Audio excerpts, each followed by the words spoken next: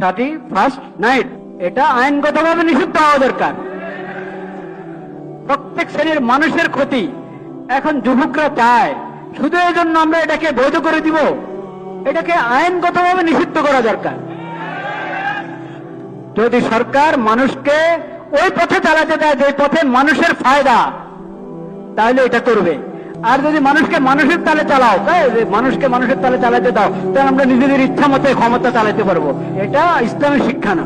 মানুষের মর্জিতে হাত দিও না। জনগণ না বুঝে কত কিছু চায়, সেটাই তো তুমি করতে দাও, তাহলে তোমার দরকার কি? সরকারের দরকার হলো যেটাতে জনগণের ফায়দা। দেখেন, জনগণকে তাদের মন মতো চলতে দিয়ে উল্টা তাদের উপরে জুলুম করতে থাকে। এটা হলো সরকারগুলোর নীতি।